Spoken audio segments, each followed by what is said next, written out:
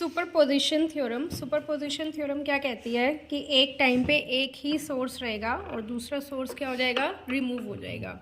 तो अगर voltage source है तो क्या होता है, शॉर्ट सर्किट, और करंट सोर्स है तो क्या होता है, ओपन सर्किट। तो उसमें हमारे पास क्या होगा, देखो यहाँ पे तुम देख सकते हो कि दो वोल्टेज की सप्लाई है, एक में इन्होंने 12 वोल्ट दी है और एक में इन्होंने 5 वोल्ट दी है।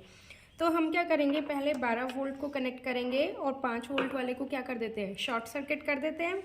तो यहाँ पे इन्होंने ये मिली एमीटर दिया हुआ है, क्योंकि इसकी जो करंट आएगी वो बहुत ही कम आएगी, तो इसलिए इसकी रीडिंग किस में आएगी, मिली एम्पियर में आएगी। ठीक है, तो कनेक्ट करते हैं। इसमें रेड वाला रेड से कनेक्ट होगा, वायर सेम है, ऐसा कुछ नहीं कि रेड को रेड से ही करना है, ब्लैक भी यूज़ कर सकते हो। तो हमने यहाँ पे सप्लाई दे रहे हैं, तो पॉजिटिव को किससे कनेक्ट करना है, पॉजिटिव से कनेक्ट करना है, और नेगेटिव को किससे कनेक्ट करना है, नेगेटिव से कनेक्ट करना है। जितने भी इस किट में डॉटेड कनेक्शन हैं, इसका मतलब वो इंटरनली कनेक्टेड नहीं है, तो हमें उन्हें कनेक्ट करना पड़ेगा ताकि वो इंटरनली कनेक्ट हो जाए। यहाँ पे भी तुम देख सकते हो कि R2 के क्रॉस भी ये कनेक्टेड नहीं है, और यहाँ पे हमें क्या करना है, दूसरे वाला वोल्टेज सोर्स को शॉर्ट करना है। शॉर्ट मतलब इन दोनों को आपस में क्या करना है, कनेक्ट करना है, राइट। अब हमारे पास 3 करंट आ जाएंगी। 3 करंट मतलब कि एक हो गई R1 के क्रॉस क्या आएगी, I1 डैश, डैश से करवाया था ना। R2 के क्रॉस क्या आएगी, I2 डैश, और R3 के क्रॉस क्या आएगी, I3 डैश। पहले हम I1 डैश मेज़र करेंगे, फिर I2 डैश मेज़र करेंगे, और फिर I3 डैश मेज़र करेंगे।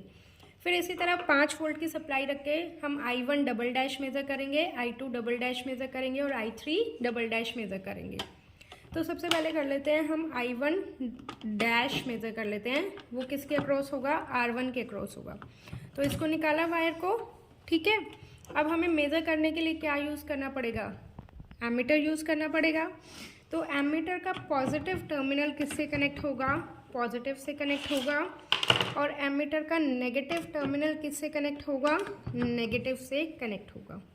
ठीक है, वोल्टेज तुम्हें मेज़र करने की ज़रूरत नहीं है। इसमें ऑन करा और तुम्हारे पास रीडिंग आ गई, ये अराउंड 200 और 250 के बीच में आ रही है। तो उसके अकॉर्डिंग रीडिंग लिख सकते हो कि हमने जब 12 वोल्ट की सप्लाई दी है तो I1 डैश की ये वाली वैल्यू आ गई। ऑफ करा उसके बाद अब हमें क्या मेज़र करना है, I2 डैश। I2 डैश किसके क्रॉस मेज़र करेंगे, R2 के क्रॉस। तो हम यहाँ पे कनेक्ट कर देते हैं। एमीटर का पॉजिटिव टर्मिनल किससे कनेक्ट कर देते हैं, पॉजिटिव से। नेगेटिव टर्मिनल किससे कनेक्ट कर देते हैं, नेगेटिव से। अब यहाँ पे ये इंटरनली कनेक्शन ब्रेक हो गया, तो ब्रेक हो गया तो इसको क्या कर देते हैं, आपस में कनेक्ट कर देते हैं। ठीक है, ऑन करा, 200 से थोड़ी सी कम आ रही है, 150 और 200 के बीच में आ रही है, अराउंड 176 आ रही है मिली एम्पियर। अब I2 डैश भी मेज़र हो गया। अब उसके बाद हम क्या करेंगे, I3 डैश मेज़र करेंगे। I3 डैश मेज़र करने के लिए अगेन इसको निकाला, एमीटर से कनेक्ट करना है। तो एमीटर का पॉजिटिव टर्मिनल पॉजिटिव से और नेगेटिव टर्मिनल नेगेटिव से कनेक्ट हो गया। ये दोनों का कनेक्शन ब्रेक हो गया, तो इन दोनों को क्या करेंगे, आपस में जोड़ देंगे। फिर से ऑन करा तो अराउंड ये वही आ गया। ठीक है, तो यहाँ से तुम्हारे पास आया है I1 डैश, I2 डैश और I3 डैश। वैसे हिसाब से देखोगे तो I1 डैश और I2 डैश का सम I3 डैश के इक्वल होना चाहिए। क्लियर, अब फिर से ऑफ कर देंगे। अब हमने कौन से वोल्ट की सप्लाई दी थी, 12 वोल्ट की। अब हम कौन से वोल्ट की सप्लाई देंगे, 5 वोल्ट की। तो यहाँ पे कनेक्ट कर देते हैं, 5 वोल्ट को कनेक्ट कर देते हैं।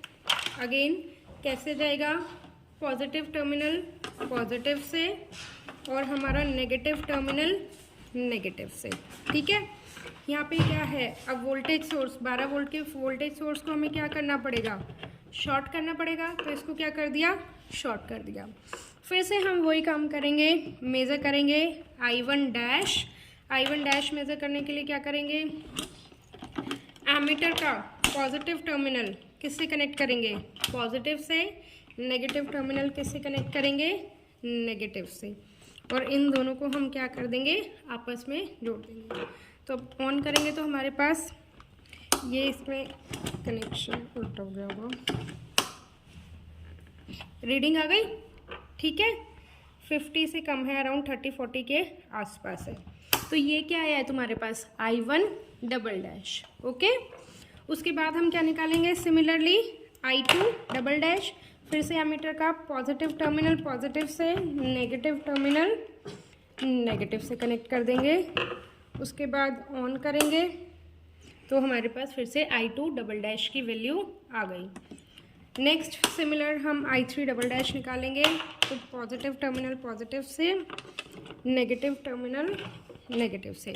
इसका कनेक्शन ब्रेक हो गया तो इसको जोड़ देंगे तो हमारे पास ये ना किट में अंदर इंटरनली कुछ इन्होंने कनेक्शन उल्टे करना है तो उल्टा कनेक्ट करना पड़ रहा है, वैसे तुम्हें नॉर्मल करना है, ठीक है, कहीं और किट मिलेगी तो ये आ गया, ठीक है। इसमें भी तुम्हारा यही सीन रहेगा, I1 double dash plus I2 double dash equal to I3 double dash आना चाहिए या फिर सब्ट्रैक्शन आना चाहिए।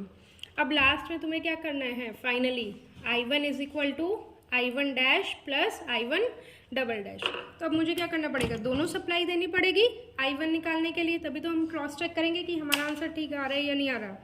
तो दोनों सप्लाई के लिए 12 वोल्ट को पॉजिटिव से, नेगेटिव को नेगेटिव से, फिर से सारा वही प्रोसीजर करना है। I1 निकालना है पहले इसके क्रॉस, फिर I2 निकालना है और फिर I3 निकालना है। तो जो तुम्हारी ऑब्जर्वेशन टेबल बनेगी, पहले सीरियल नंबर, ठीक है, फिर तुम्हें लिखना है कि वोल्टेज 12 वोल्ट दिया है तो I1 डैश कितना आ रहा है, I2 डैश कितना आ रहा है, I3 डैश कितना आ रहा है। उसके बाद नेक्स्ट उस पर बनेगा कि अगर 5 वोल्ट दिया है तो I1 डबल डैश कितना आ रहा है, I2 डबल डैश कितना आ रहा है और I3 डबल डैश कितना आ रहा है। उसके बाद अगर दोनों वोल्टेज दिया है तो I1, I2 और I3 कितना आ रहा है। फिर तुम्हें दिखाना है कि I1 equal to I1 dash plus I1 double dash आ रहा है। हो सकता है थोड़ा बहुत माइनर एरर आ जाए 0.1 का या 1 का, तो वहाँ पे ऑब्जर्वेशन टेबल में तुम्हें एरर भी लिखना है, ठीक है। बाकी एक्सपेरिमेंट में क्या करना है, एम लिखना है to verify superposition theorem, apparatus लिखना है, ये किट है और कनेक्टिंग वायर्स है, थ्योरी लिखनी है सुपरपोजिशन थ्योरम की जो एग्जैक्ट स्टेटमेंट है बुक से। उसके बाद ये डायग्राम बना देना किट में, left hand side observation table आ जाएगी और लास्ट में रिजल्ट तक